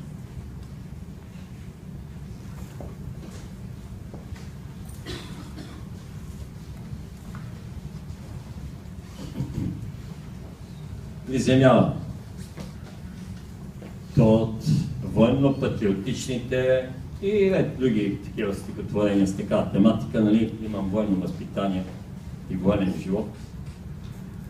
Приземяване. За да не запали озрелия пшеничен блок при принудително кацане, един военен пилот отклони своя горящ изтребител и го приземи в разораното поле. На това съм свидетел.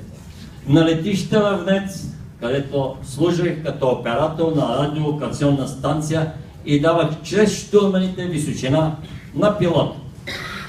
Лично го видях с очите. Ето. Развихрен факел в лятното небе. Машината запалена вселена, а долу безконечното поле с жита отпала в вятър разлюлени. Отново рев и плъзгащо крило. Секунди светещи летят към злива. Най-сетне иде черното петно, далече от пшеничената нива. И спря земята своя тревен врат. Учудена пречистена и няма видяла, че в една човешка гръд топти сърце голямо като хляб. Ще ви кажа, че го питах. Бяхме душки с него. Викам и сон. Бог го спаси по чудо. Викам, защо не каса в житото, щяха да го платят там на ТКЗ-то на Владец. Вика, как ще запаля хляба на народа? Разбира се, голям късмет, защото като залети, гледахме го вече с бинокъл. Точно след няма 10 секунди и аз викам, май да, но късмет. Но около само отваря фонара на кабината, изкача и няма на 30-40 метра като тича и долу вика една канавка пълна с вода, дълбока. И паднах, аз се спомням, вика, падам в нея, машината гъмна, вика, зад мен. Въздушната вълна над мене и аз вика във водата, голящите парчета изпопадаха наоколо, като дъжд. Линейката, бързата, това, пожарната натам пердаше ga през полето. Свира. Така.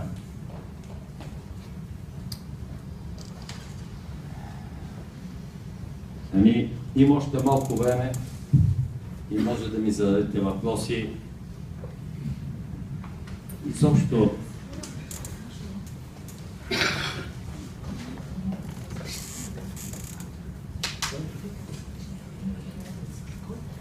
не. Така, разбрахте въпроса. Питат ме, кой как ни помива мозъка? Ние сами се даваме да ни помива. Значи, в крайна сметка, човек е длъжен да бъде чешит, т.е. да бъде нестандартен. И да мисли това, което му казва. Сега ще ви кажа един прост пример. Защото на мене са ми задавали такива тестове, на които никой 5-6 човека не могат да отговорят, аз отговарям, защото мисля нестандартно. Ще ви кажа, че преди повече от 10 години, 12, този пример съм го казвал за унгарския президент или министър-председател, не знам, той си призна, че купува гласове. А вече 2-3 години ръководи добре тази страна. И на едно интервю, чисто и просто пред медиите, той казва да, и аз съм се ползвал от това. Тогава не е било подсъдно, както сега вече пише навсякъде. Но вика, моята партия купи гласове, не знам дали ми трябваха или не, но така. От следващия ден медиите поеха кампания и след 2 седмици той си подаде оставката и аз се мислих си за простотията на една нация и на един народ и го казвам отговорно. Как може един честен и свестен човек, който се покайва и има смелостта да го каже публично, значи той не е за политик, той не е мошеник, той не ги върти, той не ги манипулира. Точно той е човек, вместо да му дадат още мандати до края на живота му, като на папата. Казвам го отговорно, те го свалиха след 2 седмици. Защото под какво се подведоха?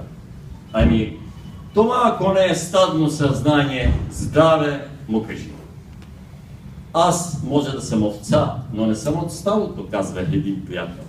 Аз искам да отида. Бият ме, но аз отивам и опитвам вкуса на лимеца от нивата. Изяждам неколко тояги или камшици. Но аз вече съм много по-щастлив от другите, защото знам вкуса на лимеца. После отивам в гората, знам вкуса на листа. На тая нива, на ръж, пшеница, люцерна, а не само да си паса тревицата, където ме вкарва овчар. Благодарих му и викам, братко мой, ти си точно като мене 1 към 1. Затова много ни бият, но и много знаем. И заради това мисля нестандартно. Сега отговорих на този въпрос. Ние се останеме 2000 години, Деля Поп си казва проповедта, викам, той е приятел, он не, той е неверни, он не. Ами откъде да знам, че Тома точно трябвало да бъде сигурен, разбира се, в онова, който е той чисто и просто. Той човек е трябвало да провери фактите. И за мен е един прекрасен човек. Ма това не е верно. Не вярваш на Господа. И на Господа не. Нищо, нека се съмняваме.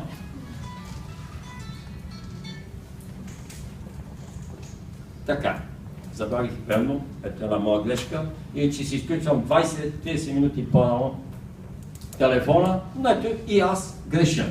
Обаче я признавам. Така.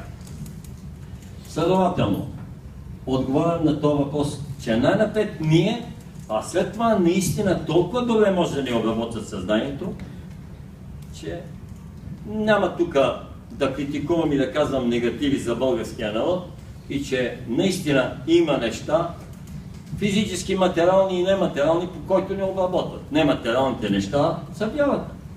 Музика, изкуството, литературата, разбира се, всички театъра, филмите, това ни действа.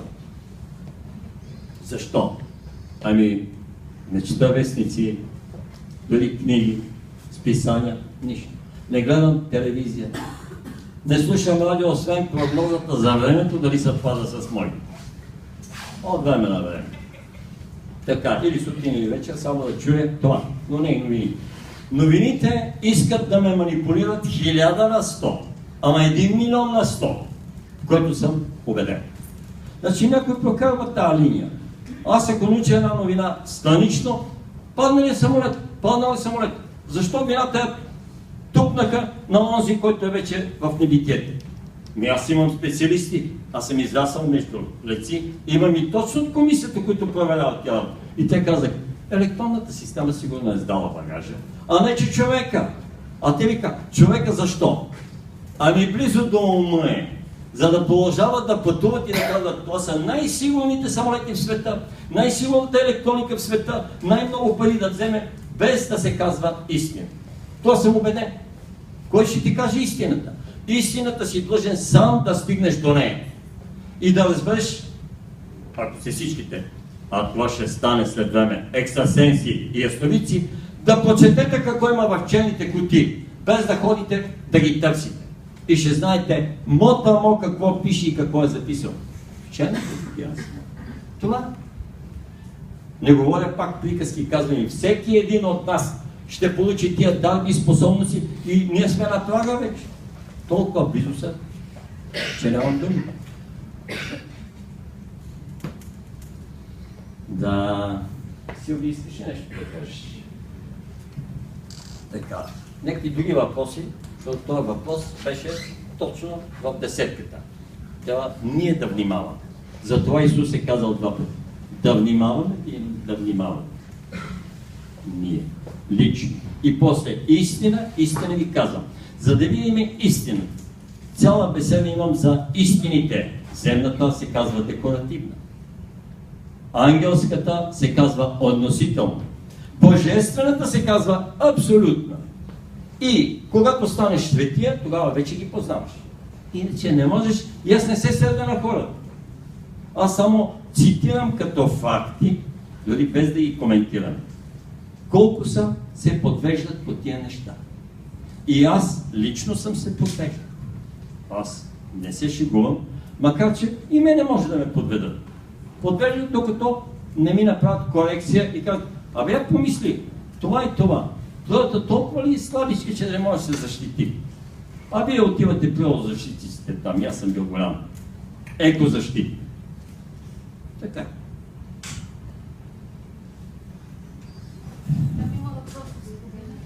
Да. Кой има въпрос? Да. Ами ако искаш по микрофона. Казахте за Юда и благодаря, научихме много. Не, кажи го на всички.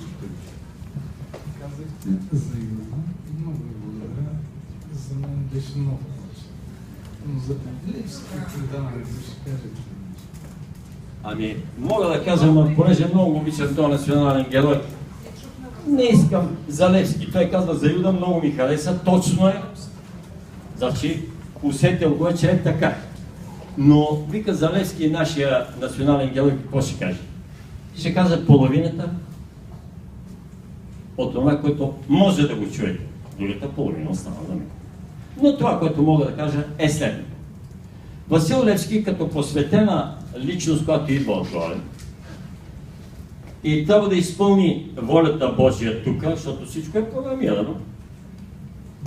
той много добре е наясно, че един народ малък, с шишанета, с тия стари саби, с не знам вили, лопати и коси, не може да свали една империя, колкото и да е прогнила тя. Това е абсурд. Не го казвам един път абсурд, казвам го 3 пъти. С редовна армия, която е наистина на хиляди години. Империя. 1000 ли? 500 ли? 800 ли? Няма значение, но е силна държава и има всичко. И изведнъж, но той обикаля всички паланки, всички села, махали, градове и гачета и прави сърцевина. Каква е тази сърцевина, знаете ли? Пръска светлината на свободата. Затова е апостол на свободата. Значи, иска да ни научи да платиме за свободата. Това е и програмата от Господ. Той народ трябва да се научи на свобода и трябва да я плати. И поради тази причина той каза, аз съм се обрекал на отечество. Как може тук да ме пламва въстание, дори и да има лъвчето, униформите, 200-те четници на Ботев, не могат да направят нищо. Пускат и 150-200 хилядна армия и ако не беше наистина руската армия пресаква Дунава, Хиди излезе долу, щеше да стигне до Одрин и до Царигър не можеше да получи свобода този народ. Не. Но искам да ви кажа още нещо. Само 4 години вече 4 години след 78 година, 1882 година е следвало да се одобри. Значи България най-напред и се дава автономия и след това става свободна, както е Гърция, Сърбия и Румъния. Значи могла е без да се мине с 30 хиляди жертви на априлското въстание. Само за 4 години. Но програмата е била да се плати. Българският народ да се раздвижи малко съзнанието му, защото когато пресича Ботев, Враца, излиза ли някой да подаде вода на четниците? Вие знаете по-добре от мен. Чест. Не. Вратите, ключовете, големите зидове. Еми да. Ама робството било тежко, не е верно? Ако беше тежко, нямаше да трае 5. Щеше да трае 50 години. О, идеално е било. Не мисли за нищо, ако си лоялен гражданин на Турската империя. Много си добре даже. И защо? Ама робство не е робство. Робство, тук там е. Винаги имало разбойници, кържави, винаги имало такива, които са. Има закони, това е държава. Има съд. Всичко е. Прочетете книгата, съм писал за моя род. Дели Радивой Изворски, прапрадядо ми, от който съм 5-то коляно, е ръководител на Знеполското въстание, тъй наречената Трънска бура. Черно на бяло. Ето, аз съм му единствения наследник. И след мене сина. Законен. Как е протекло всичко и колкото съм могъл, съм го описал. Но той казва, когато идва редовната турска армия, държат един месец, на Гергорден 1830 година избухва въстание. Правят привременно правителство, княжество България, избират го за княз, редовно избран от народ. И идва обаче след един месец, башибозиците не могат да се справят. Юруш, разни такива орди, турски, с въстание. Тогава изпращат армия редовна. 15 или 20 хиляди. Главнокомандваш, хоп, там. Вече как ще се биеш? Той вижда и ги освобождава и вика, пласнете се, ние не може да се бием. И влизат в родното му село. И казва, ако баш ръководителите на въстание, баш размирниците, не се предадат до зале слънце, палиме цялото село, изкарват жените, децата и старците, всичко под нож и го изгаряме. И след обед по някое време те изпращат едно момче, намира ги във воденицата на една преди жделото и той с трима са били и другия се казва Радивой, младо момче, само че не е било пълнолетен, и един поп. Дядо Иван Самоковлиев са му викали. Има книга от Вера Мутавчиева, Трънската буна. Не само тази книга, има още. Във Военно-историческия музей съм чел много факти за това въстание. Иначе само се споменава още като другите въстания, българските. Въстания още от Чиповското насам. Като въстание против османското иго. Обаче, иначе подобност има при войната. Там, във военната история на България. И той отива и искат веднага да го обесят. Бесилките са дигнати по средата на селото. И той казва на чист турски език, и бил е в турската армия на 15 години, където е служил в обоза с чичо си и с баща си. И е знал чисто турски. Той е знал 5 езика. Бил е в Италия. Италиански, френски, гръцки, сръбски, турски, румънски. Естествено. Чисто. И е бил толкова интелигентен и той. Значи интелигент прави това. Човек със синя кръв. Не може овчарчето калитка да го направи. Ивайло. Искате ли да ви кажа? Обаче 2-3 часа трябва, за да говоря само за биографията на Ивайло. Свина. Такъв свина. Той е бил от потекло. Със синя кръв. Дворянска. Болянска. Както и да е. Значи, и той казва, аз не съм хайдук, пладнешки разбойник. Това е политическо събитие, искам съд. Вие сте редовна турска армия, ти си главнокомандващ. Аз имам и турска награда за храброст. И турците ми казаха диви, луд, защото влиза и пуска конете, когато пламе един пожар. На 15 години е бил и прави това подвиг. Значи това си е, вижда, че е роден ръководител. И главнокомандващия дига на мен, качват ги на карусо, ковалят ги, София. От София в Цариград. Не може. И така нататък. Няма да се разпространява. Добре, но това, което чухте, Левски плаща с живота си и не иска да бъде помилван, след като Каймакания казва, аз ще изпратя човек, понеже падишаха ми е приятел, не може да ми откаже помилване на един човек от империята. Какъвто и ще да е той, какъвто и ще да е разбойник, ще го помилва. Ще ви кажа един друг интересен случай. Слушайте сега, пак за предателство. В едно село между Стражи и Сакар имал един пехливанин, Иван Пехливан, а турците много почитат пехливани. И понеже той бил българин, обаче с турските пехливани се е борил и често победи, взима големия коч и така нататък. Вие по-добре от мене знаете, едно време са борите, както са били. И накрая падишаха му издава един документ, че никой не може да го пипне за нищо, каквото и престъпление да направи и какъвто и ще да е. Това е царски човек. Обаче Пехливан Иван участва в един заговор, едно местно такова въстание. И те правят тогава завера, се казва въстанието, както Велчевата завера. Нали, завера, ние завярата ще направим така да се каже заговор. И участва. Обаче явява се един предател и права на турската власт, те ги излагат и почват да ги бесят. Обаче, Пехливан Иван казва, тук черно на бяло. На кадиета, на изпълнителя и на съдията. Какво пише? Може ли да ме бутнете? Не.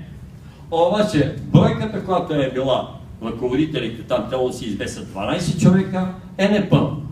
И кадиета казва, я да обесиме предателя на мястото на Пехливан Иван. Това е самата истина. Имам човек от това село, който се разказва вътре като легенда, не знам, от ми е близък приятел. Така. И това ви го казва.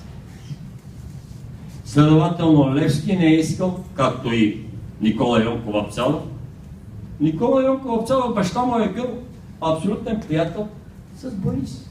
И е могъл да помилва, но само сина си. А останалите, които са участвали, не. Не съм виждал по-хуманен проект наистина от Никола Йонков Апцалов, макар че е осъден и разстрелян за тероризъм. Той е бил шеф на бойната група на БКП Софийска. И е взривял цистерни, неговите хора, на гарата, които са били немски. Това е отделен въпрос. Четете историята, четете книжки и това, защо да ви разказвам аз? И мислете като четете. Не само да четете. Наскоро учителя имаше една на 22 март, като откриха там, аз отидах да си пия кафето там, заедно с приятелите. Не съм ходил на паневрикня и не съм слушал беседата, ма те идват и ми казват, знаеш ли каква беседа си чете? Викам каква? Да мисли. Значи човека да мисли. От учителя цялото. Да се погледнаха така, ама няма чета, защото знам какво пише вътре. Така. Човек е длъжен напред да мисли, да чувства и накрая да действа. Но най-напред е добре да мисли, да чете мислите на сърцето, после мислите на ума и после чувствата на сърцето. То, казвам го не за първи път, казал съм го десетки пъти, който мисли, че главата мисли, наземното кълбо и в тая материална вселена се лъже. Сърцето е първото, което мисли и моментално за част от мига мисълта се качва до тук, до главата и ума е втория, който мисли и ума е по-бавен от сърцето. Знаете ли, американците, понеже са точно, те са по цифрите и по това, американците са установили, че той ум е по-бавен от ума на сърцето 60 000 пъти. Нищо.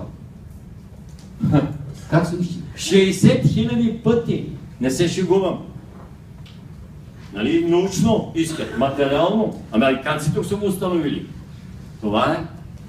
Значи, вижте с каква скорост се движи мисълта. От тук до тук. Така, добре. Приключваме вече. Вижте, не можах да ви дам думата. Ама по-важно е да мислите и после да си задавате въпроси на себе си и да си отговаряте, а не на мен. Ама да се поставите на моето място и да отговаряте. Викате, ама я чакай да ви ме изводите всякакви. Какво ще каже, като му поставя този въпрос? И тогава човек вече стига до истина. Защото и аз бях такъв. Не мислех, викам, обаче после години и половина, след като бях болнични, чета тибетската, там и не знам, и окултни науки, и викам, а там пише така, всичкото си в себе си. Викам, аде, това е, ако не дойде някой да те научи това, а то верно било всичко у нас. Ама трябва да се разловичкаш малко, трябва да положиш усилие, а не тук така, да си свирупиш.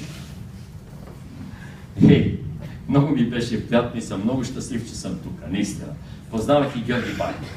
Аз съм карал младостта си в Бургас. Бях шофьор във ВИК и ходех да работя на един хубав комплекс, който се казва Каваците през лято. Хем работех, хем бях на море. Ще знаете, къде съм младен. В един западен квартал на София, т.е. Божурче. Той не е квартал. Край градска зона. Така. И наистина обичам този град и атмосфера. Още тогава ми правеше впечатление, че той е много поетичен, много музикален. Така, имаше наистина една култура, която извираше от всякъде и едни изключителни творци. Ще ви кажа, че Дионов само мене ме оставяше да слушам репетициите на Тоника. Вика, шопа да остане, останете да излезат навънка. Той не даваше на репетицията дънца. И аз викам, що мене бе? Значи, и аз седа така, не си спомням точно къде правеха репетицията. Тогава и Ева, и Жо, и познавах Пичо. Както и Георги Баев, един прекрасен бургаски художник. Голямо име. И сега сме в неговата сам.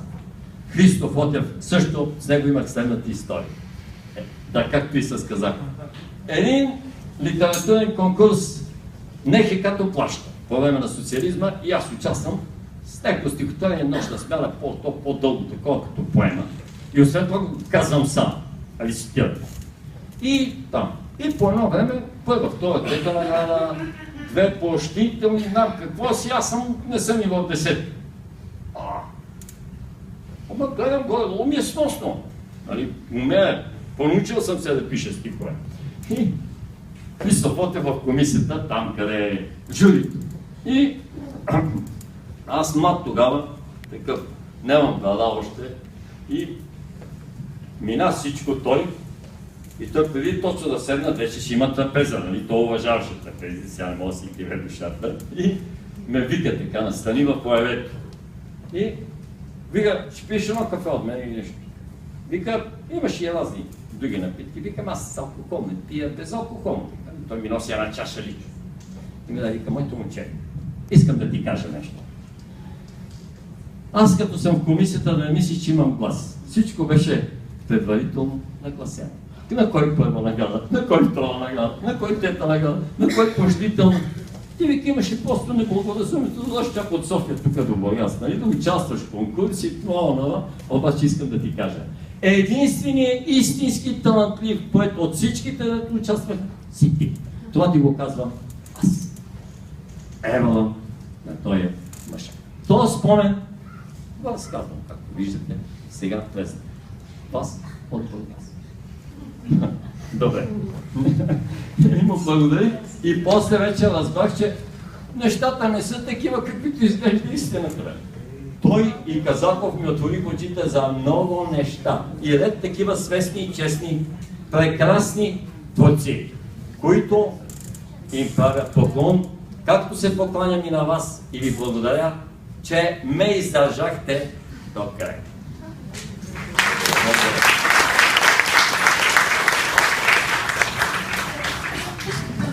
Бог да ви благослови още веднъж, здраве и успех да ви даде във всяко едно добро и прекрасно начинание.